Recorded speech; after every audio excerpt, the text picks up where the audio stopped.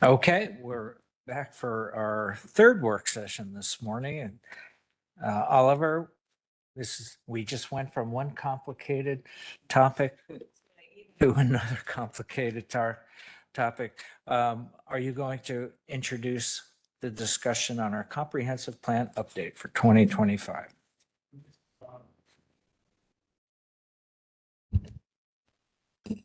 Yes. Good morning, councillors. For the record, Oliver Ojiako with Clark County Community Planning. And with me this morning is Jose Alvarez, our Land Use Program Manager, and our legal counsel, Ms. Chris Cook. Councillors, what we'll be doing this morning, it's been a while since I appeared before you, but since after the allocation process, we have come before the council on a couple of work sessions on the work that we are doing on the climate bill. So this is an informational work session as well as a status report as to where we are. So let's go to the next slide so that I can share with council the what we'll be going over this morning, starting with update to the progress we have made to date. And then we will share with council the proposed land use alternatives that we have been working collaboratively with our local jurisdictions. And in that included certain site-specific requests that were part of the submittal that they provided to us. We will also just quickly go over an overview of Growth Management Act guidance in terms of issues, factors to consider for sizing of urban growth boundary and other issues relating to urban growth boundary sizing and the procedure to get you there. Then we'll go over briefly, provide an overview of the SEPA, which is the State Environmental Policy Act alternative for the draft environmental impact statement. A couple of acronyms there, but the SEPA stands for State Environmental Policy Act, and the DEIS is the draft environmental impact statement. And then we'll talk briefly about the next steps. Let's go to the next slide. Councillors, you have seen this before and will continue to see this slide until we get to the adoption process. So this is a generalized steps that we'll be following until we get to the final adoption by council. The first steps here started with the project initiation, and I won't go in depth about each of these items, but anything that is checked off there has been completed. We are now in the second phase, which is shaping of the plan, and the boxed item there, which is review and selection of growth alternative to be studied in the draft environmental impact statement. That's where we are. I believe we had a work session with council where we shared with council the scoping that was done for the EIS work and the comment received, and our consultant that we hired provided a summary of those comments, which we provided to the public and also to council. Following that, I can share with council that we, when I say we, that means my department staff is beginning to look at the existing plan text and identifying what tables, what areas need to be updated, and gearing up for that update when we get to the preferred plan. We are not there yet, but we're just identifying what areas, strategies, or whatever that needs to be updated. The third phase, which is review and refinement of the plan, hence the alternative to be studied as selected, then our consultant will begin drafting the environmental impact statement and analyzing or providing the council and the public analysis of the alternative land use that the council will have selected to be studied. And that will get us to selection of a preferred alternative. And it is that preferred alternative that will form the basis for staff to really complete review of the plan text and other sections of our existing plan document. And that will also lead us into the actual preparation of the capital facilities plan and other supporting document to show how we are going to pay for whatever the preferred plan is. The fourth phase there is the adoption process, and that will entail the county submitting our plan for 60-day review by the Department of Commerce, followed by Planning Commission and then council hearing. We did update our final adoption plan, given the 6 months extension that the legislature granted us now to complete our plan by December 31st of 2025. Next slide, please. Councilors, this slide just shows the adopted population and employment projection, which the council adopted following public process. You can see that the 2045 population projection that we are planning for is 718,154. If you subtract our base to the end year, what you will see there is the 190,754. The total employment projection for 2045 is 269,000. We are not planning for 269,000. The difference that we are planning for there is the new jobs, 88,100. And that was premised on the board or council target of 1-to-1 ratio in terms of a job to a per household. And councillors, as you recall, these numbers are inclusive. They are countywide and include all the cities and towns that are in Clark County. Let's go to the next slide. This slide, council will recall the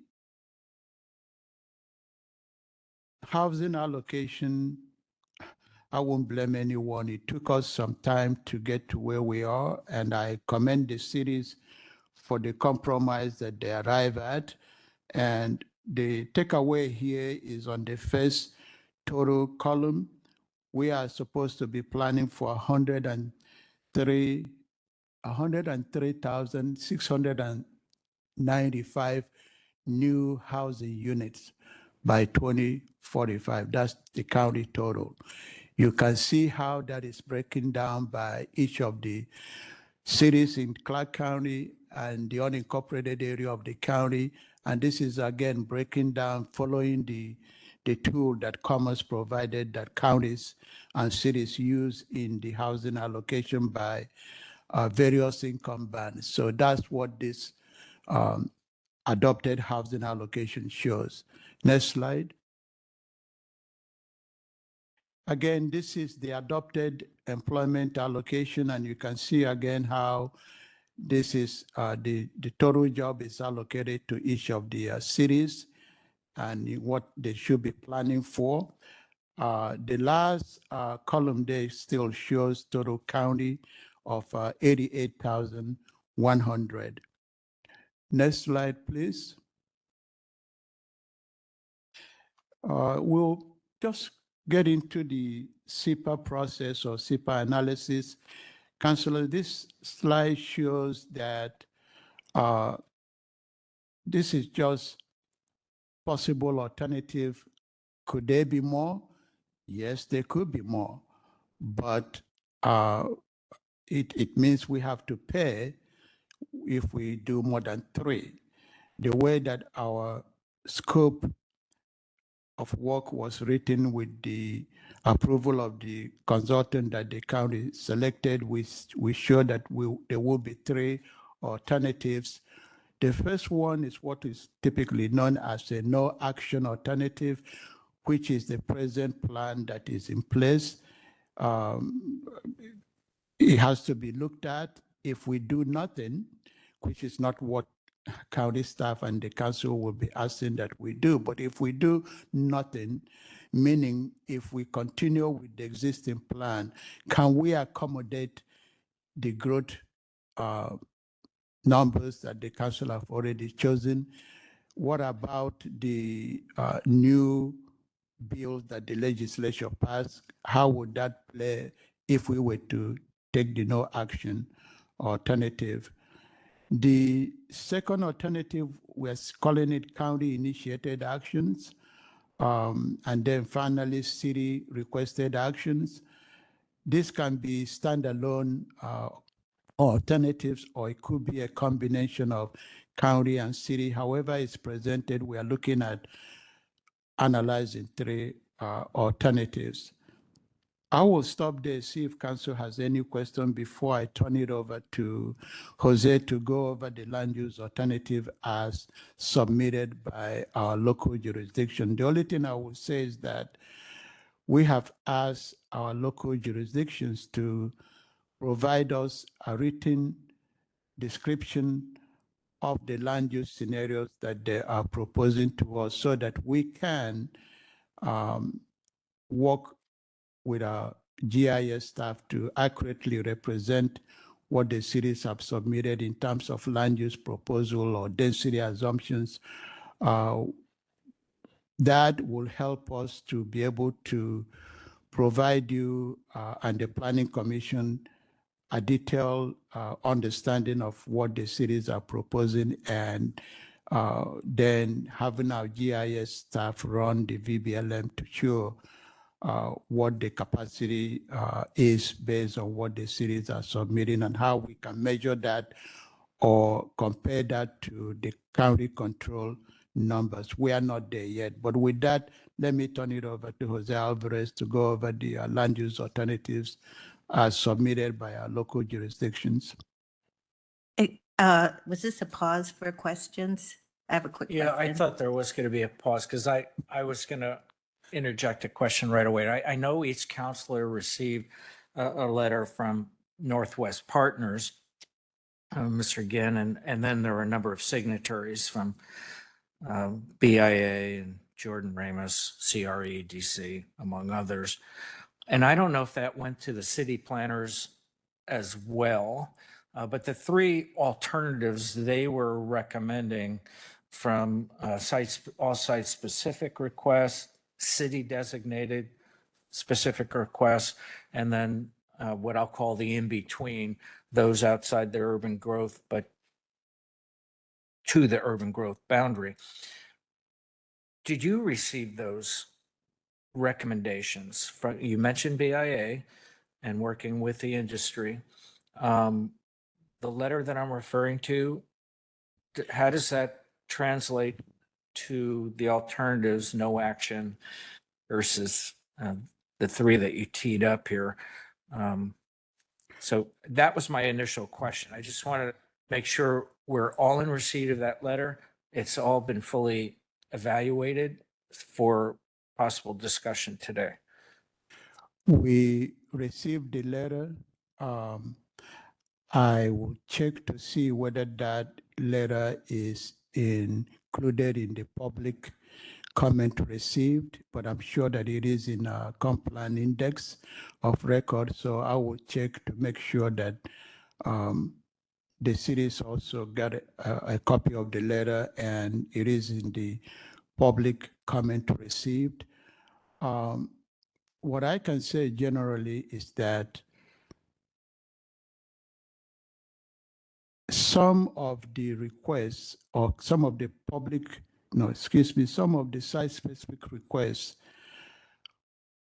or all the site-specific requests, we provided that to the cities and asked them to consider any of them that makes sense to them, or in that I mean if the request fits in with the direction of growth as the city sees fit.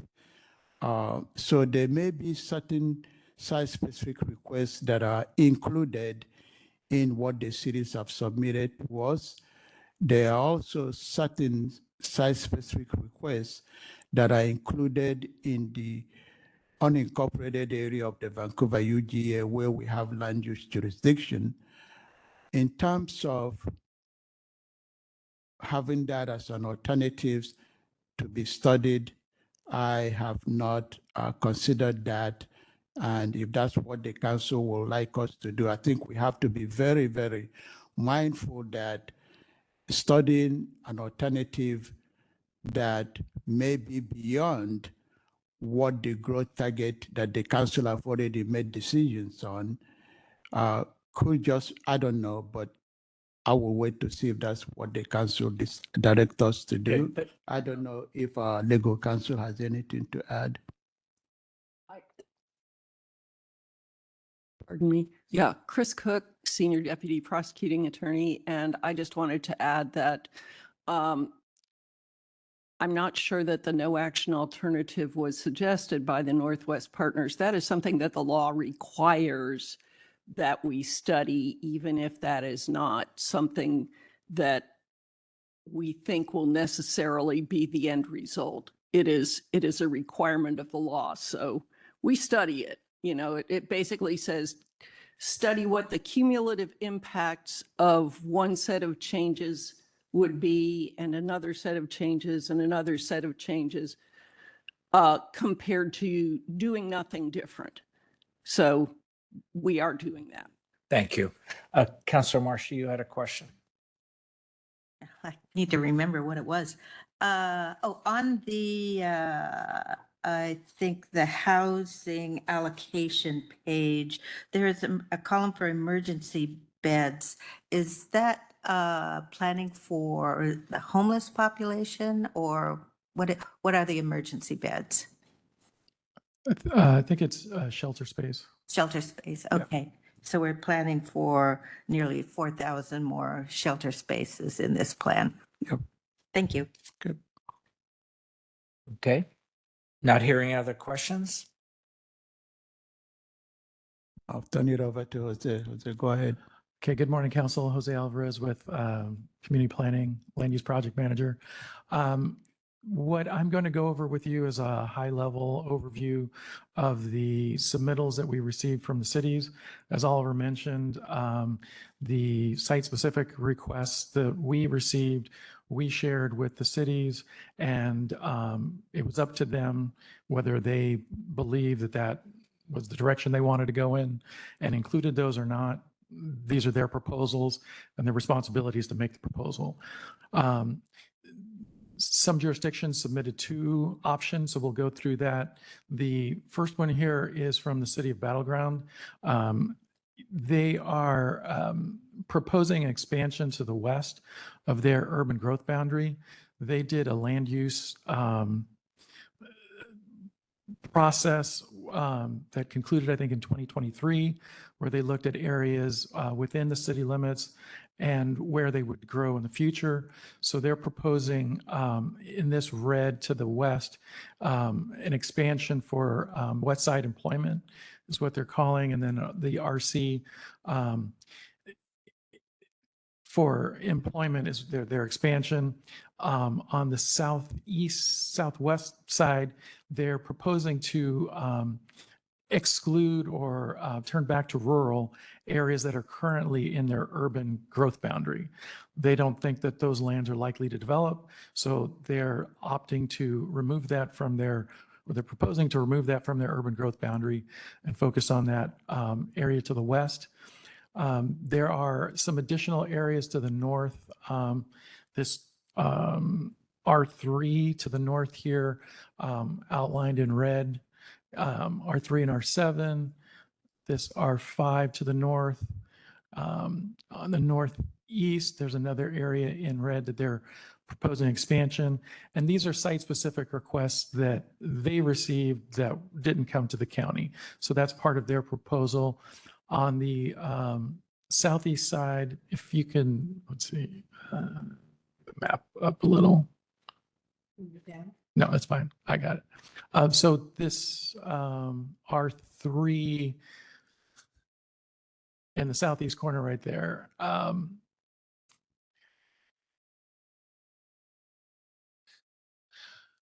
Too many mice. This area is split zone, so half of it is ag. And I believe that's the only ag property that they are requesting to be included as part of their alternative. Unless you have any questions, I'll move on to the next. Related to that ag portion, so the R3 would be 3 houses per acre? No. What is R3? I think that's correct. And it's the zoning within the city of Battleground. So that's what they're proposing. I think they have an R3, R5, and R7. Okay, so it'd be low density. They're bringing in agricultural land for low density development. Yeah. That's basically it. Is it indicated on the map what areas are within the boundary but have not been incorporated into the city? And that would be good to see on really each of the maps, what those areas are. So yes, there's a dashed line, which is the city limits, and then the black line, which is the urban growth boundary. So you can see here, this R7 piece is not within the city limits yet. It's within the urban growth boundary. The city limit line runs north-south here, and then the urban growth boundary is this line. And is there any neighboring rural reserve or? Urban reserve. Oh, urban reserve. Yeah. What about rural reserve though? That's a thought. I'm not sure. I Not think in Battleground. when we No get urban reserve. No. Yeah, and when we don't have it on here, but when we get to the site-specific maps, there's a layer I can turn on that shows the urban reserve. So remind me, and I'll be able to see if it's there Right. in Battleground. Thank you.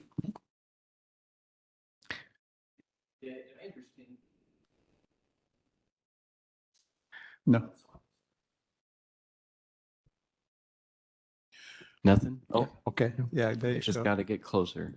So is this did I understand correctly? It's net zero, so it's asking for an expansion, but it's also retracting its boundary? Did I understand that correctly? That's correct. I don't know if it's net zero. Okay. And is it that the southwest corner right there? Is that what they're bringing back in? Yes, this area in here. They're taking back out. They're taking that out. So that would go back to, I think it was part of the Middle Glade Rural Center previously. Okay. Thank you.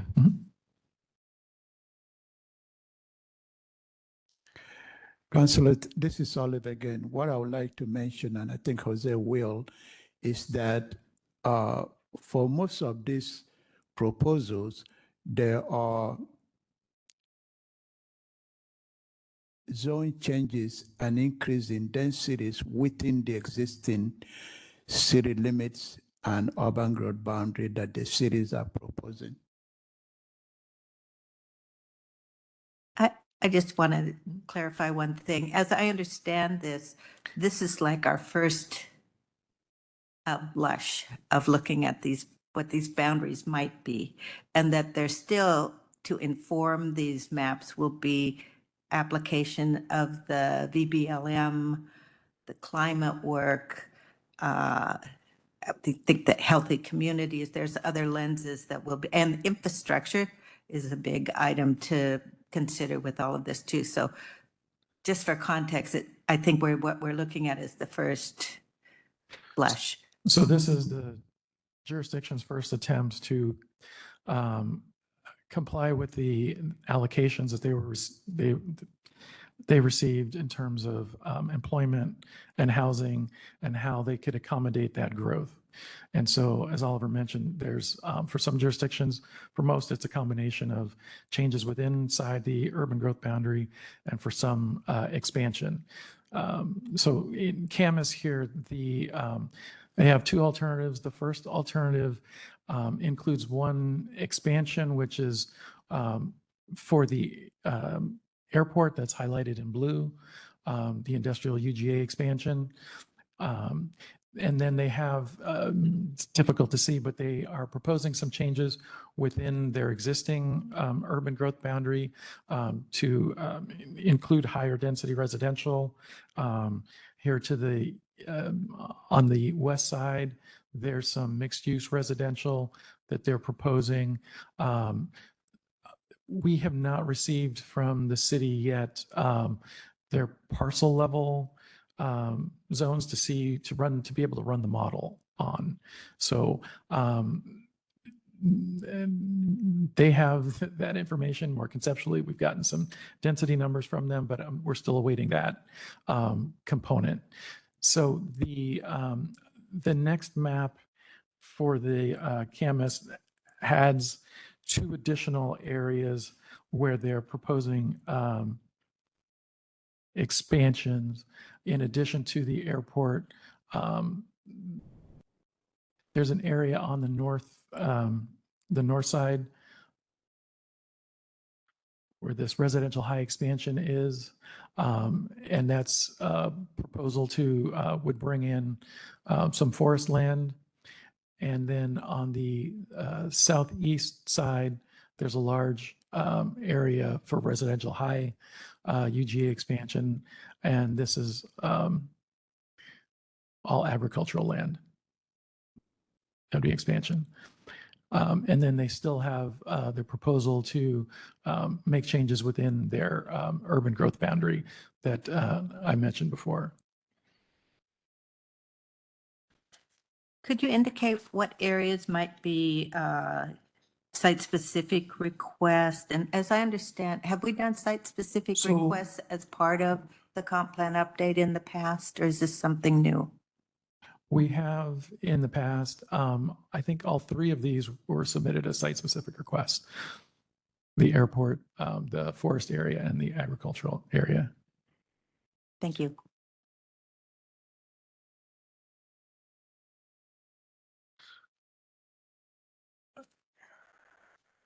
So the next jurisdiction is La Center.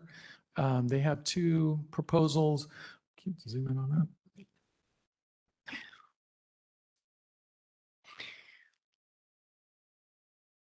So again, they are proposing changes within their urban growth boundary. You can see the hatch marks. See on the north side of the UGA, sort of in the center, where they're proposing higher density, sort of multifamily, are what those boxes with the diagonal lines. And then on the west side, on the southwest side, they're proposing expansion for employment.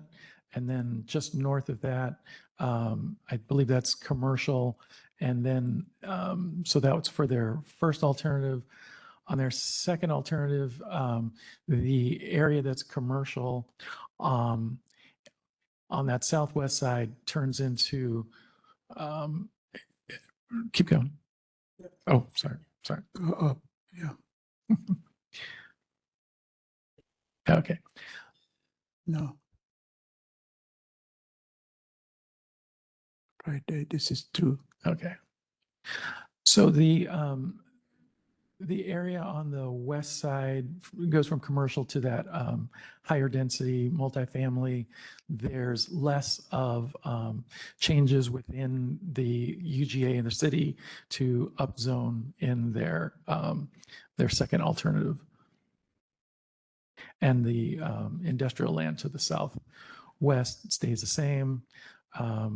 And I think the area to the southwest was a site-specific request, and the property to the north, the northwesternmost property was also a site-specific request.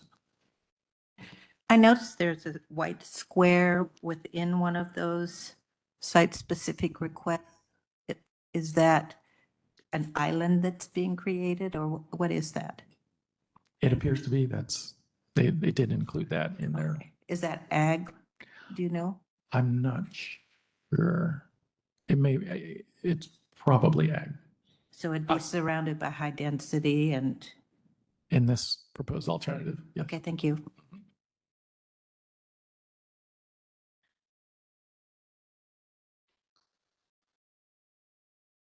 All right, so the next scenario is Ridgefield. They have two alternatives. And they have all of the expansion areas that are in red are all ag requests to go into the urban growth boundary. I believe they were all site-specific requests. And in terms of the difference between alternatives, the expansions are constant between the two. There's changes in where they're looking at increasing densities within the city urban growth area. In alternative one, it's more focused in the center there.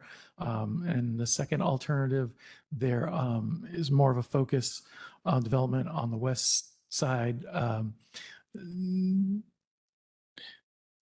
Yes, near the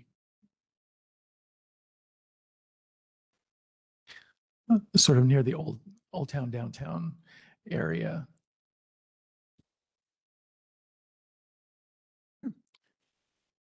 Yes.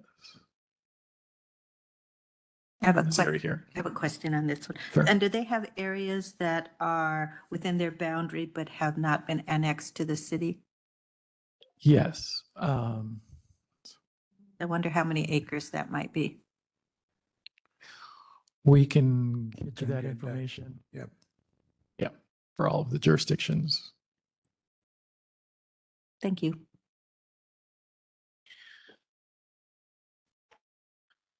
Next one is the City of Vancouver. The city is also a jurisdiction that is still working through their alternative in terms of parcel-specific information and densities. They have two alternatives where they're doing some concentrations along some of their corridors, intensifying densities throughout the jurisdiction. They're subject to HB 1110, which requires them to allow for up to a fourplex on any single-family zone land. And if it's within a quarter mile of their transit line that has 15-minute interval service, they're required to allow up to a sixplex in those areas. So they're having to do a lot of work in terms of how that's going to manifest. And then in the second alternative, it's sort of a combination of that where they're concentrating some development along some of those corridors more than in the previous. But again, we don't have the specific details on that yet, and we're hoping to have something by the end of the week. Scroll down on Yep. that. Just real quick, I would also be very interested in, I know it's not available now, but how they anticipate, like the quadplex, sixplex, how they feel that's going to manifest. I'd be interested in that. I have a question on Vancouver. I know I recall there was some interest in annexation of the Orchards area. There was some talk of that. I don't know how annexation, if there'd be annexation happening in the near future and how that really would impact all of the numbers, or if it's just we'll wait and see what happens there, and it'll have an impact, but we're not planning for it. It's too early to really say what will happen. The city annexation will depend on how aggressive they are and what area they would like to annex. I can't speak for the city. Perhaps it's a question that council may ask them in terms of their future annexation plan, but it is something that when they restart the annexation, we will be monitoring to see what areas that are being annexed and what the zoning of those areas turn to. But for now, we cannot pre-plan and know what areas that they're planning for. But it's a good question. Potentially, it could give them more capacity. We'll see. We'll see.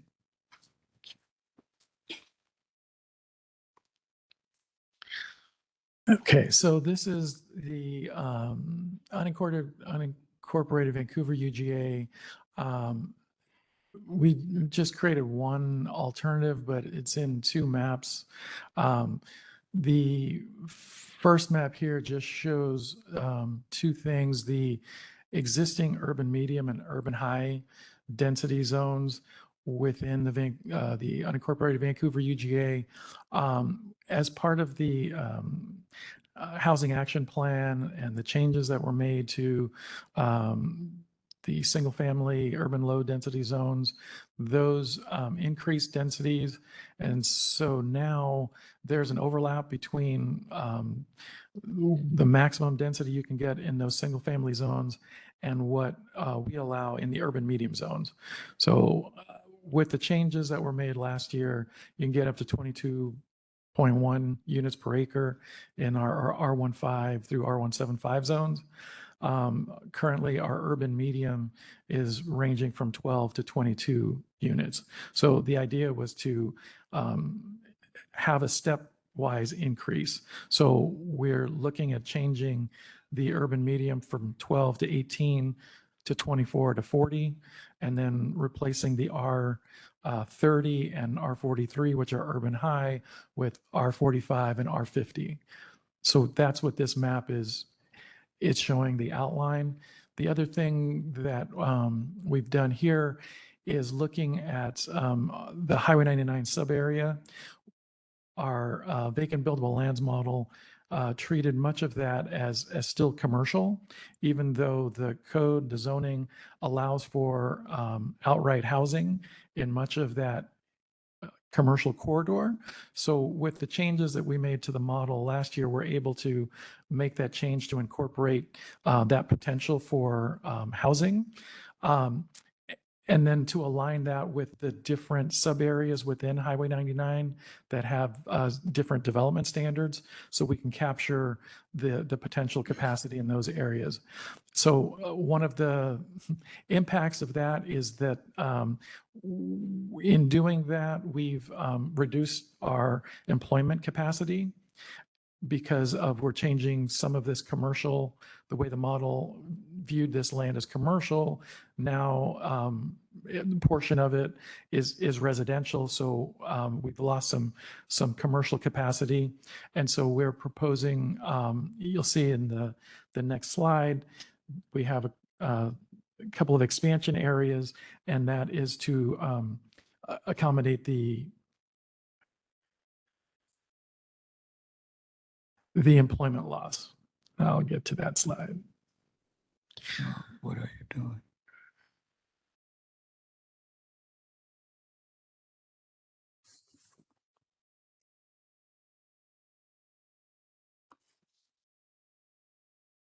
Okay, so in the, let's see, there's two areas just east of WSU. There's a proposal to expand the urban growth boundary to include additional land for zone business park.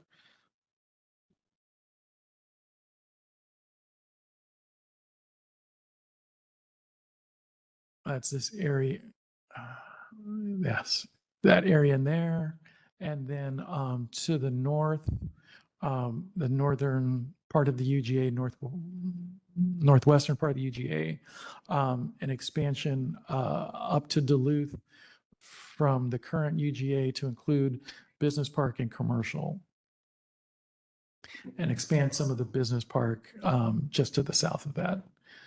And then in the UGA, we're proposing to upzone areas that we've already talked about Highway 99, but along Hazeldale Avenue, where there's another sort of more frequent bus service and existing multifamily, and sort of expanding that multifamily, because we have a dearth of multifamily. And so that's part of the proposal. In the area around the fairgrounds, south of the fairgrounds, we're proposing to make a lot of that area our new R24, which is our lower urban medium density zone, and also to just north of 179th. Let's see. So that's what the sort of gold outlined areas are that have the new zoning designation. To the east, we were also proposing increasing the upzoning these areas that were maybe R110 and R120 to a lower urban low zone, so R15 through R16, where there may have been underutilized properties, but with the larger lot size, it probably didn't have enough incentive to see that redevelop. So it's just providing the opportunity for that if people decide that they want to do that. Any questions? I Yeah. have a few comments on this one. So just a cautionary note here, 179th, because of all the development that has been happening, there's going to be major construction around I-5, that interchange. And I would, in the next 10 years, 179th is going to be a mess. It's a mess right now, and it's going to continue for the next decade. So I'd just be cautious about adding additional density and cars to that area if there's another way for people to get in and out. But right now, people are getting stuck and not able to get out of onto 179th. So that's just a strong cautionary note in that area. I think density is good, but right now we don't have the infrastructure to support what density is being built right now. I'm not sure where the line is between what is considered Vancouver and Ridgefield, but I know 179th is considered Ridgefield. And so, and this is what does not make any sense to me, how it is that the city of Vancouver's growth boundary is inching further and further into Ridgefield. And it would be good to take a look at the overall map, because I think what we're doing now is beginning to consciously close any gaps between the city and in the framework plan that was a fundamental objective to have each city distinct and have some green space, farms, forest between the cities. So we're getting very close to not having that. Councillor, that's a good observation. I would say that between the Vancouver UGA and Ridgefield, there appeared to be a gap between both Ridgefield and the Vancouver UGA. You're correct that if you live out in 179 area, you have Ridgefield address. That doesn't mean that the two boundaries or the two UGAs are touching. You will see a much bigger map that will show you where the sudden proposed Ridgefield UGA is. These are all proposal at this point. There's further analysis that needs to be done, but at the end of the day, the council will be the one approving the UGAs as submitted or proposed by the cities. The GMA Act requires that there be a separation between UGAs. While that is the case, that opportunity doesn't exist for us between the Washugo and Commerce. It doesn't exist between Commerce and Vancouver. We have that opportunity between Vancouver and say Battleground and the town of Yakult, Le Centre, and Richfield. And then Vancouver UGA to the north and Richfield, where the opportunity may present itself.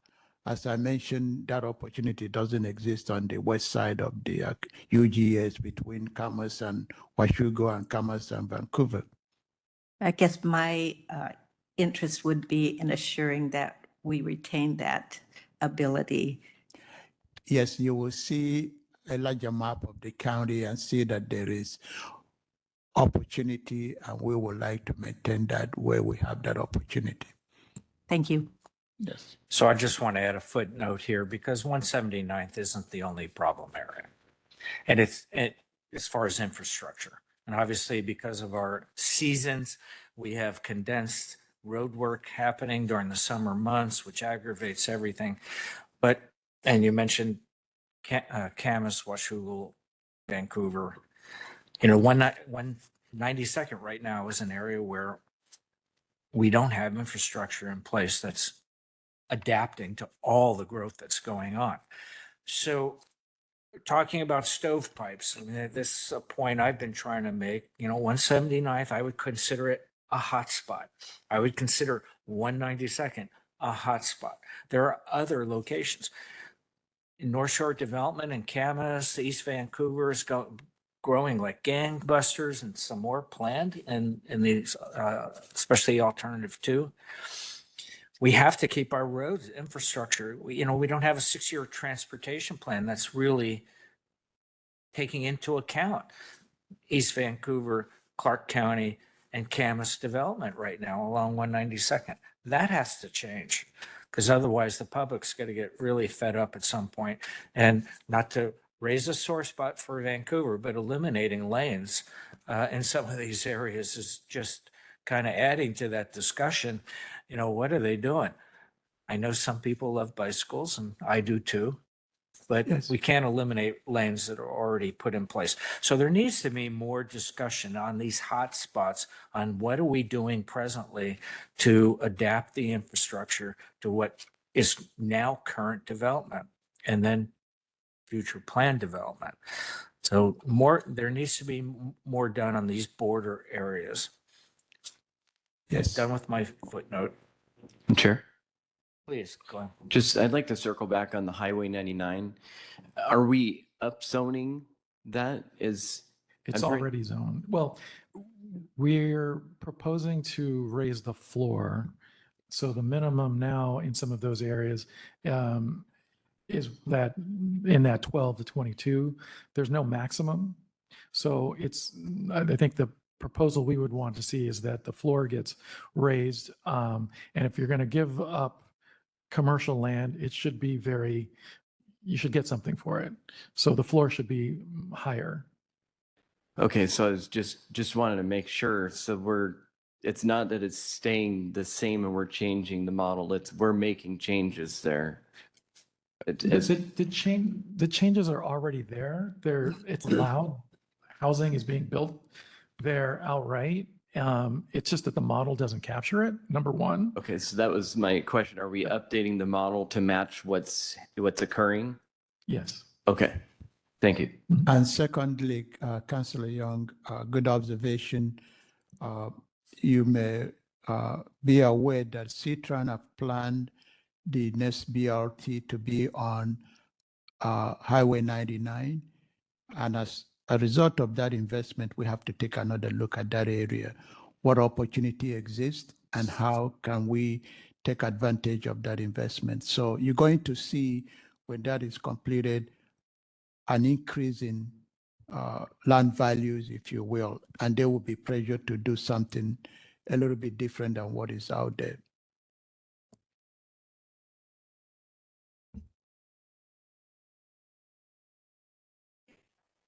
I'm concerned about losing that commercial land because if there's, it's want to have walkable communities, having commercial land with the higher density development, you need to really have both.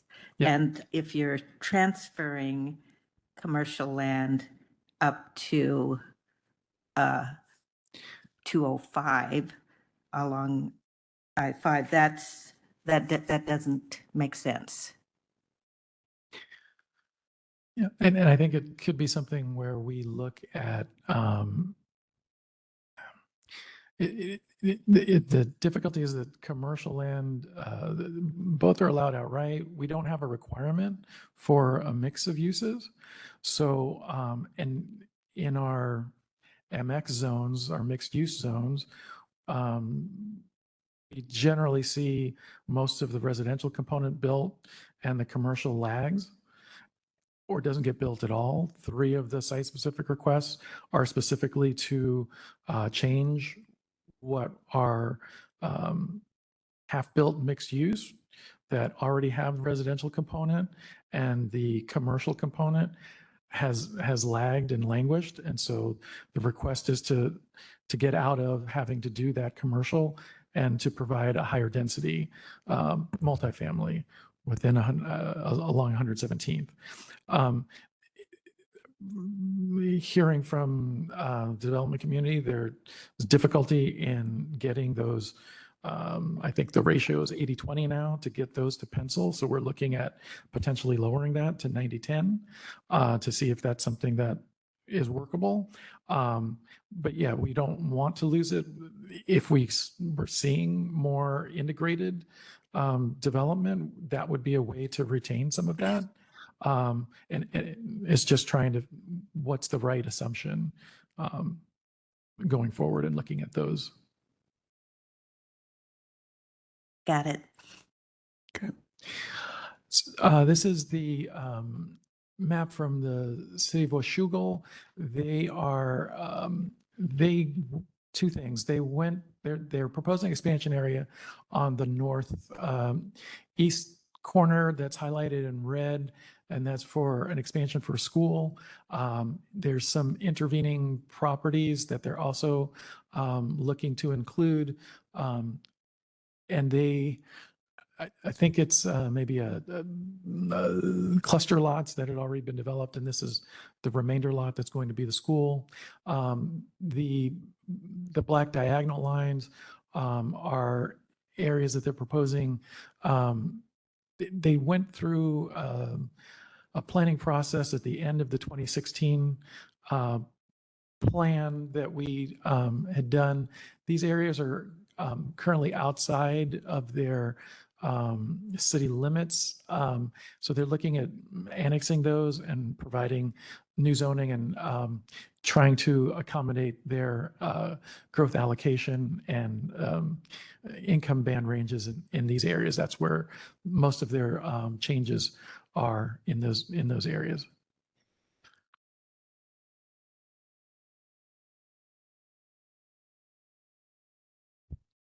Then the last map is the town of Yakult. They are, again, the areas in red are the proposed expansion areas. So to the north, northeast, those areas with the black diagonal lines are for residential development expansion. And to the south, one part is residential, the other part's industrial. They still don't have sewer service. So these are going to be, I think their zoning is 12,500 square foot lots.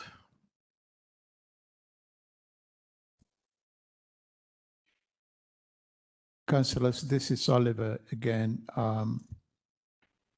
At the time, I recall it's about 4 or 5 years ago that my department did the planning, the land use planning for the town. Accompanied with that was a development of a sewer plan for the town, and that was submitted to Ecology, which approved that, but it has been a challenge to get funding, grant, and then the opportunity for the resident to pass a bond to have sewer. So because they don't have sewer, we continue to allow the town to develop at a little bit over 12,500 square foot lot.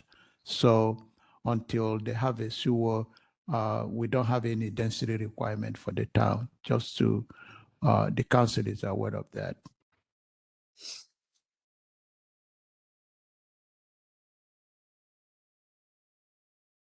I have a question on this one. And so as I'm looking at the adopted housing allocations, it looks like Yacolt has to have 150 new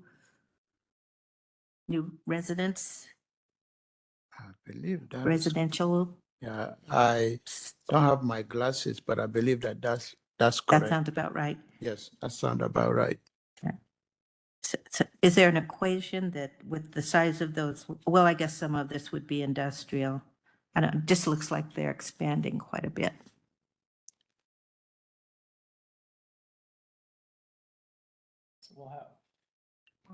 Yes, and when we should have the data that shows what the new capacities are based on their expansions.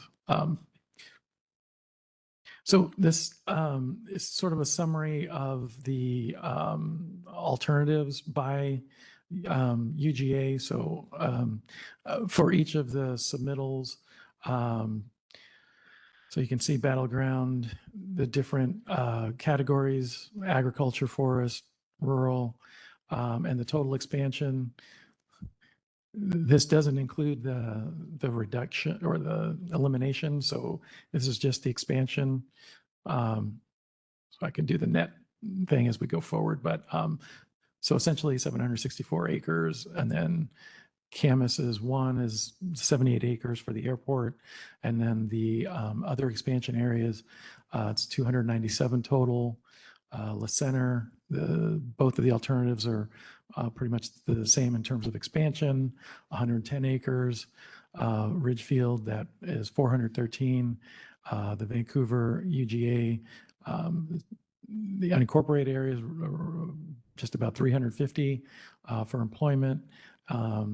There's no proposal from the city to expand.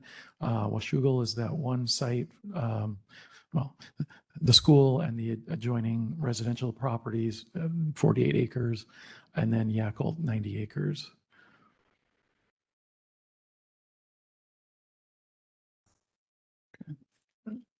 Then the next slide is just a sort of is there another one?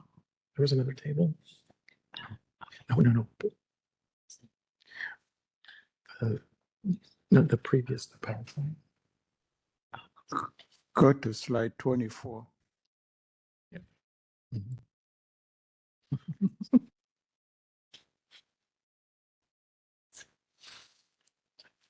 Slide 24. Okay, hold on.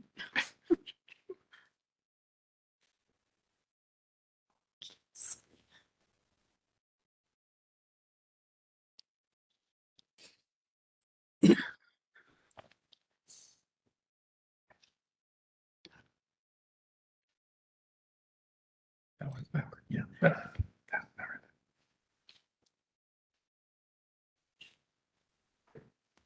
Okay. Okay, so this is just a summary table of the site-specific requests we've received overall countywide. What we've done with this is for the UGAs, these are the requests that were near the urban growth areas that were proposed to be included. So they don't line up exactly with what the cities proposed.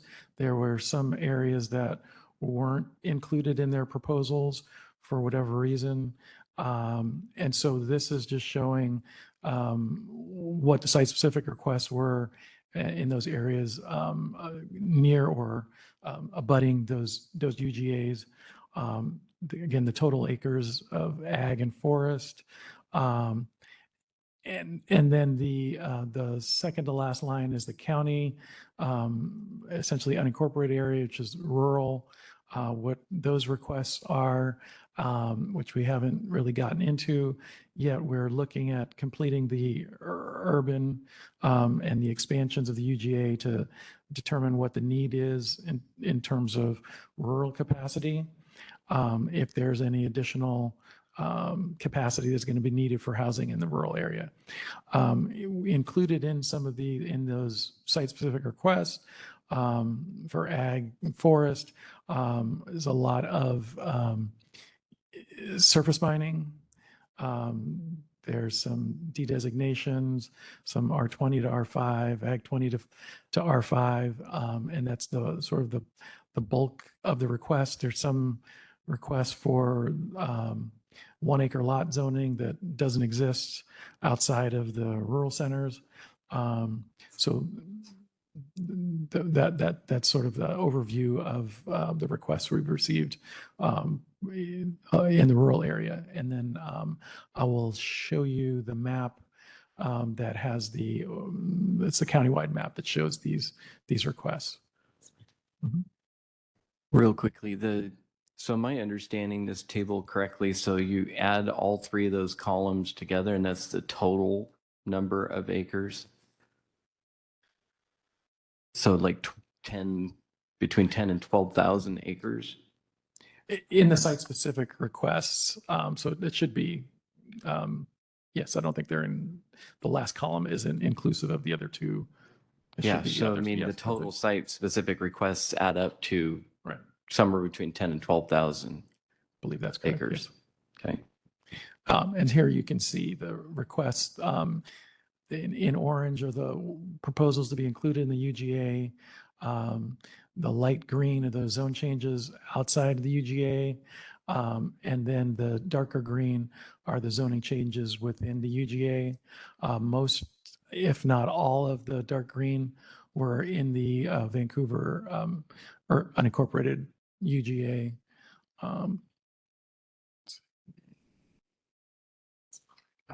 I just wanted to show yeah. Yeah, so a lot of the acreage is from that north. I'm curious about that, like there's that long chain of green dots in the unincorporated area close to the river on the west side there. You see that string of green dots Oh, on the west side? on the west side? Yes. Oh, zoomed in. Oh, so I can I'm just wondering what all those may be. there. No, yeah. South so of they're- Richfield, right? Yeah, so they're, In the Sarah area. I think they're all, well, the southern portions, I think, are ag properties that are in 5 acre lots. They're already in 5 acre lots. Well, they are, they're 5 acre parcels, whether they're legal lots or not. Oh, I that's a can't tell you. question. Yes. Okay. All right. Thank you. Any questions on these? Okay. And go to the next slide.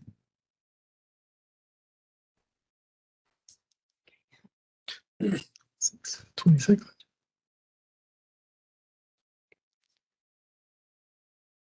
It's slide 26. Mhm.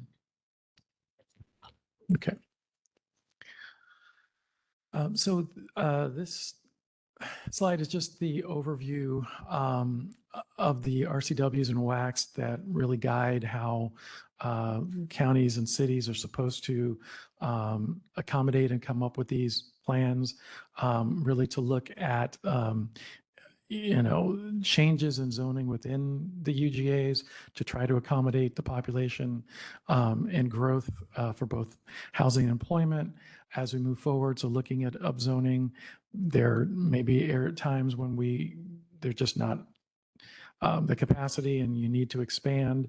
And so that's fair, but in terms of the last resort is to look at those agriculture, forest, and resource designations, and that requires sort of that countywide overview if you're going to look at that resource designation. Next slide. Next slide. And in terms of the next steps, we're working with the jurisdictions. Like I said, we've gotten, I think, all but 2 jurisdictions to provide us parcel-specific information. When we get that, we have our GIS staff digitize that, come up with some of these maps, and then share that back with the jurisdictions to make sure we've accurately captured their requests. And then we can process that and run it through our vacant lands model for each of the proposed alternatives. Once we get that done for all of the jurisdictions and have the summaries, the narrative from the jurisdictions, we'll be taking that to, we'll be looking at that to make sure that there's that the proposals can accommodate the growth that was allocated, and then that looking at those income bands, whether there's housing that was provided that would satisfy that criteria as well, and looking at to make sure that there's the employment allocation was captured, and then we will be taking that to a public hearing with the Planning Commission so that they can consider those alternatives, have the public comment on those different alternatives, hear from the jurisdictions of the rationale for their proposals and how they're looking to accommodate that. And then the Planning Commission, their recommendation, will bring that back to you. And hopefully we can complete all of that within the next month and a half. And I know you will. I did have one quick question. I know we're fast approaching the noon hour. Just especially in the Richfield area, how do we coordinate with the tribes on any, and we had the possibility of a golf course going up for sale, and I'm just wondering, how do we coordinate with what the tribes may be thinking of doing in the near term as far as expansion? This is Oliver again. Good question, Councillor Medvigi. We are coordinating with the tribe. County staff meet monthly with all our city partners, and we have tribal representatives at the table. We are inquiring from them where their interests are, if you will. We cannot stop them from acquiring properties. The question is going to be, is the land that they're acquiring going to be federally recognized? That we don't know. But to answer your question, we are coordinating with them and having them at the table. And I believe that, I can't speak for the center, but I also believe that they're coordinating with the tribe. We have informed the tribe that the land that has been taken into federal or have been recognized at the federal level that is in the county, we are going to amend our plan to no longer show that as ag, if you will. And any other property that they're acquiring until it's federally recognized, if it's in the county jurisdiction, we will take that off our inventory, if you will. So they're sitting at the table, they are watching what we are doing, and our coordination with them, I would say, is consistent with what the law allows. Other areas where I'm aware is that there is an interlocal agreement between the county and the tribe, which is another requirement of the state law. So I would say that Clark County is on top of coordination with the tribe. I haven't had any concern expressed to us as lack of coordination. Super. Good to hear that. Glenn, you had Yeah, an just additional kind of question? one more comment. When and I appreciate that collaborative effort to work with tribes, work with the different jurisdictions. What I'm curious about is what attempts that we have made to work with the industries that will actually provide the needed housing and jobs. So have you met with CREDC? Have you met with development to, talk about the feasibility, where we're looking at making those adjustments and how this whole thing might flesh out? A good question again. What I would say is that both Jose and I have gone to Identity Clark County and provided them update as to where we are and answered their questions. I and Jose as well have gone to CREDC. I don't know if you were at the meeting that we presented to CREDC as to where we are.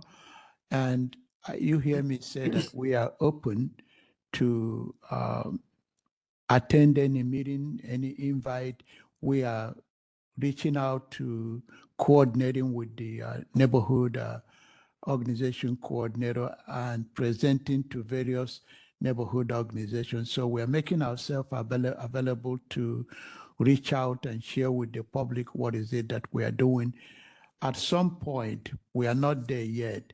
We will take the proposed alternatives after that have been firmed up and go out to the public to share with the public what the land use scenarios that are going to be studied will look like and whether we captured their, what would I call it, their input when we went out to do the scoping for the EIS work. So it will be another check-in. So there will be opportunity to go out and share the information with the public. And we've encouraged the public to continue to watch what we are doing. We are putting out a press release, letting folks know, like, for example, the site-specific request. Folks can go and see what is being requested, see who is making the request. I will say, which is a normal thing to say, not all the requests are going to be approved. As Jose indicated, there are some requests to say we want 1 acre. There are no 1 acre allowed in the rural area if you're not within the rural centers. Some folks are requesting for 2.5 acre lot. There are no 2.5 acre lot allowed in the rural area except if you're in the rural center. So some of these requests are not going to be honored for those same reasons. For example, there are also some requests to apply a surface mining overlay on the areas that are currently in court. I cannot say anything about that. Those are not going to be honored until the resolution is affirms one way or the other at the court. So we are reaching out to folks that invite us to come, and we're making ourselves available. That's all I can say, sir. Sure, appreciate that. And I was just kind of meaning a little bit less on the particular site-specific request, but more the generalization. So, the feasibility of when we see what's happening at Highway 99 and it's higher, it's turning out to be more residential than commercial. And so we're looking at moving that commercial. I just want to make sure that we're working with our partners to ensure that we're moving it to an area that is productive, will be productive eventually. Thank you. You bet. Chair, I have a couple of questions and then a comment.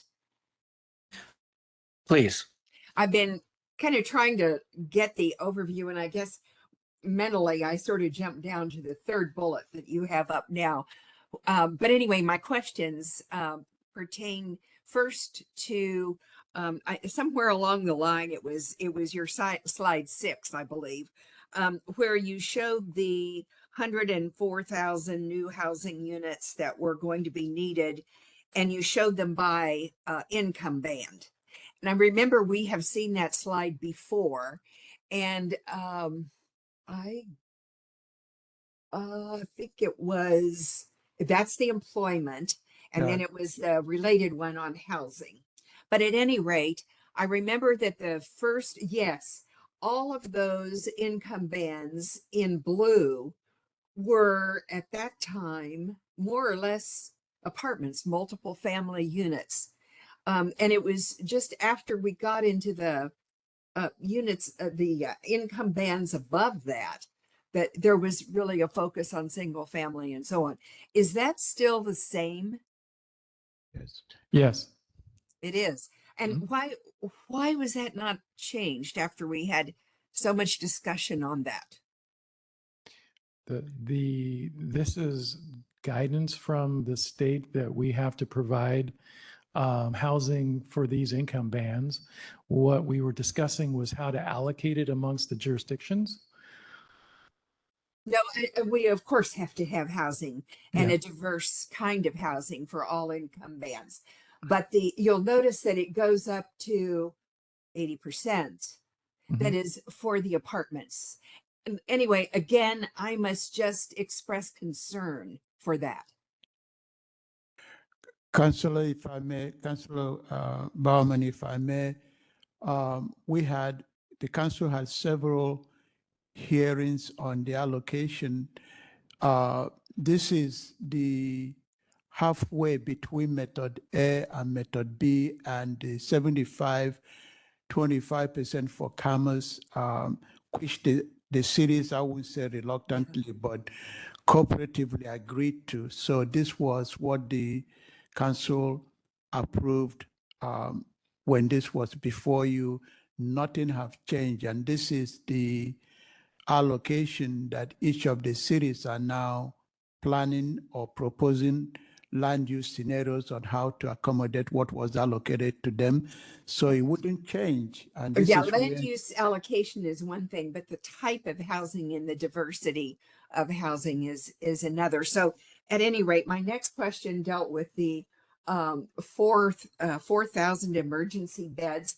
I remember having asked before if that corresponded with the Council for the Homelessness recommendation for that number, and it did not. Um, it looks like it is still the same. And I wondered, is it that we just don't take the recommendation of the Council for Homelessness, or why is that number as it is still? do you have any? So this is the allocation that is prescribed by the state. If the Council for the Homeless is demonstrating that we need more than that, No, less. I don't have an answer for that at this point. I don't know that we'd have to have the conversation with them, but this is essentially the tool that Department of Commerce has provided to us to plan for over the next 20-year period.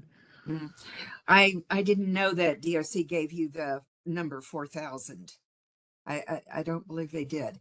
This is the tool that they used, and based on the information we've entered into it, that's what it's directing us to. I can share that with you to see what. I'd appreciate that. Yeah, their Sure. directive I would like very much to see. Thank you. And then my comment is this. Earlier, Councilor Medvigi or Chair Medvigi had discussed the letter, I think it's dated September 13, 2024, that came from BIA and CREDC and others. It seemed that it was kind of dismissed because it doesn't dovetail precisely with the county's three alternatives, one of which being no growth. And indeed, that is correct. It doesn't dovetail exactly with those three alternatives that the county had, the no growth, the county's alternatives, and then the cities. But I think we could look at it a little bit differently. And it's along the lines of what Oliver suggested, that that he remain open to attending the meetings. I think that's great when invited. And it's kind of like this letter invites inclusion in this process. And I don't believe that we have given it that inclusion. So my thought would be, since it doesn't dovetail precisely with the three alternatives that we have before us today, that we think about taking I think they've got 4 recommendations here, their recommendations, and integrating them specifically where they are stated into the 3 alternatives that are before us. So, for example, the first one I think is that looking at the individualized review that could come from the site-specific requests, where there are requests for 300 parcels and however much land you showed us with the 13,000 acres of total acres in just the county and so on. That's a lot of requests. And their suggestion was that each one of those requests represents a Clark County resident or local entity, and therefore deserved an individualized review. And I would add in some type of figuring out how to accommodate it if it represents the opportunity for providing additional capacity beyond what we have right now, because it looks like we don't have the capacity that is developed when we start eliminating the requests based on one of them being for 1 acre in a particular zoning area where that's not allowed. Well, where could it be allowed that would be consistent with what they're looking for? And so at any rate, we could incorporate those specific requests into the county suggestions and the city suggestions.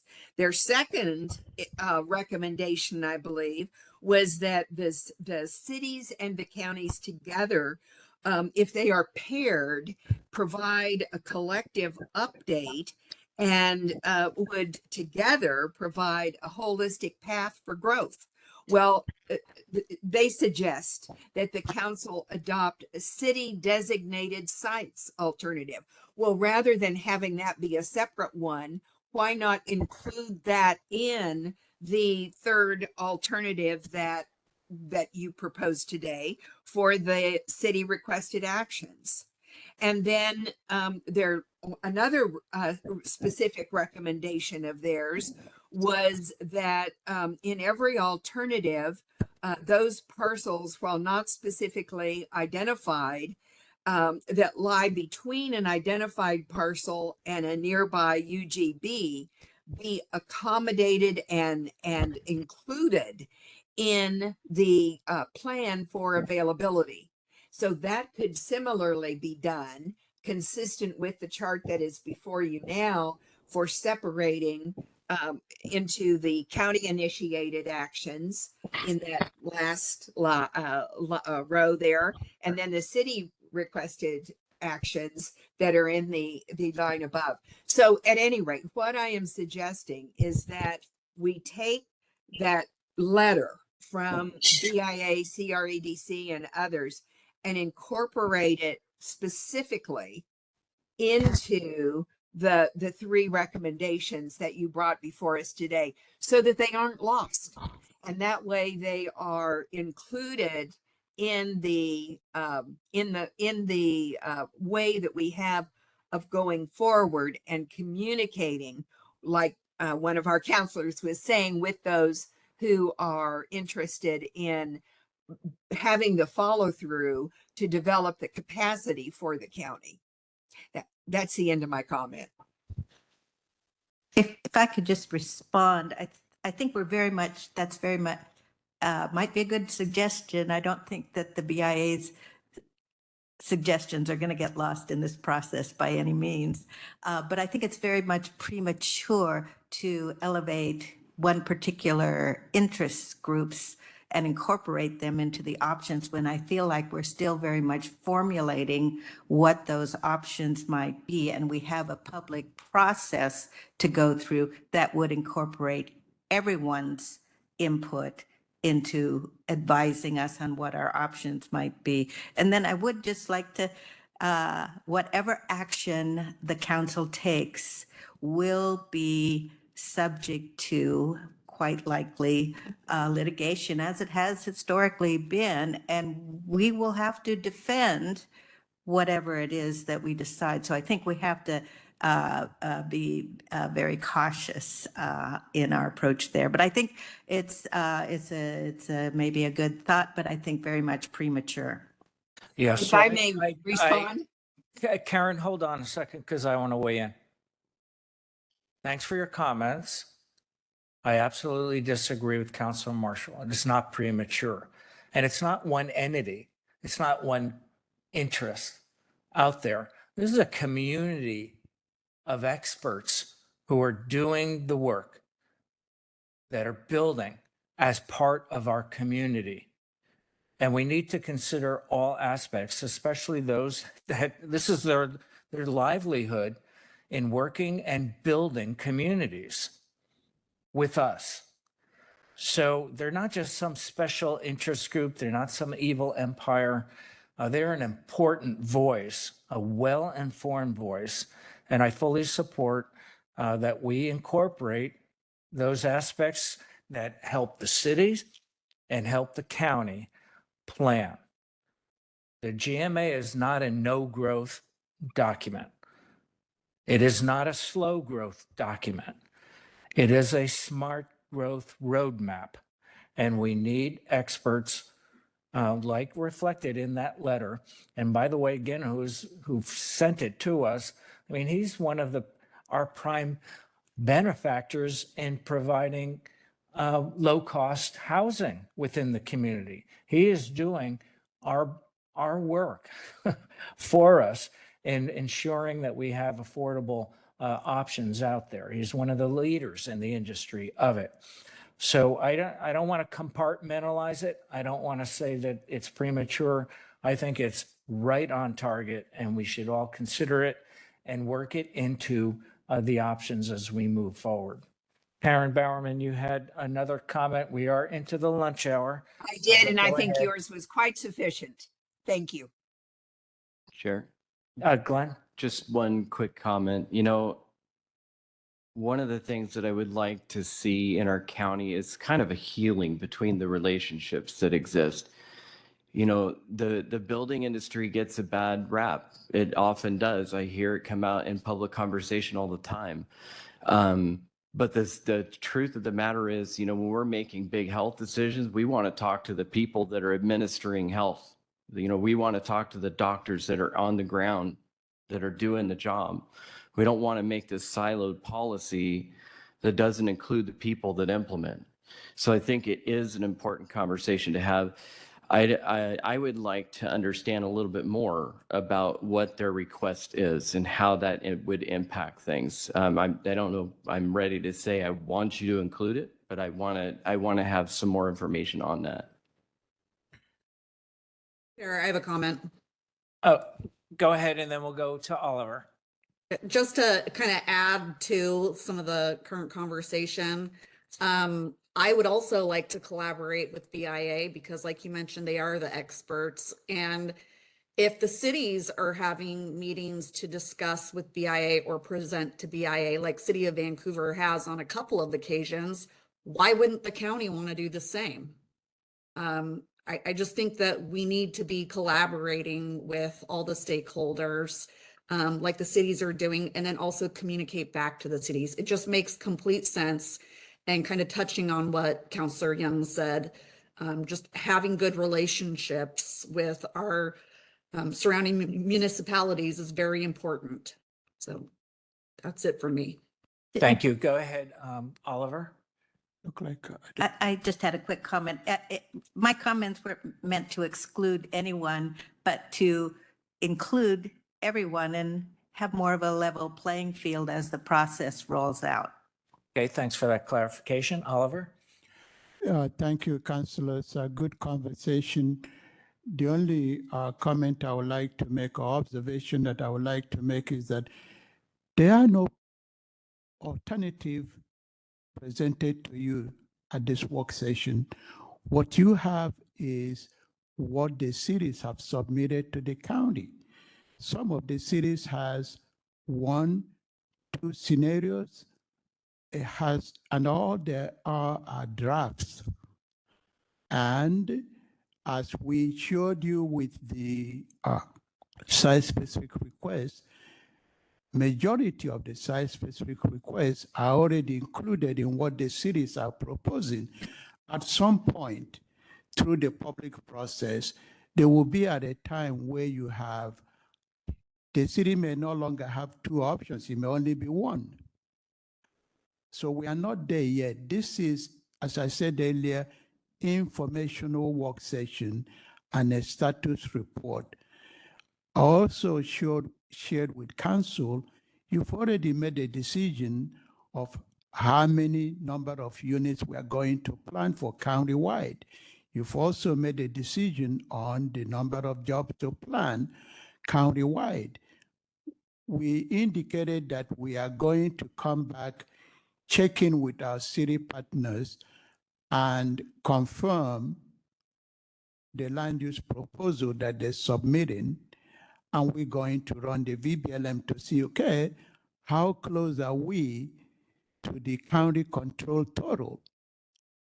That's where we should be focusing on.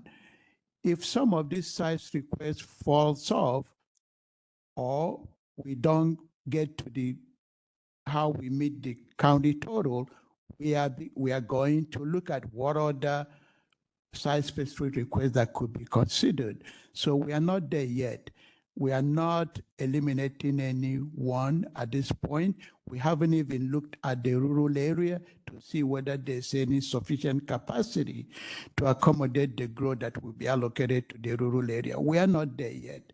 So I just want to make that observation. You don't have any alternative in front of you to consider. Thank you. Any other concluding comments? Otherwise, we will recess. We will resume at 1 for council time. I may do so remotely because I'm home alone and I've got a sick dog and I have to attend to my loved one. So without further ado, we'll go ahead. Great discussion. We're all working together, and I do want to thank the city for Vancouver. I don't know if the other cities were online, also lurking, but I appreciate their attendance here as well. Take care, everyone. See you at 1.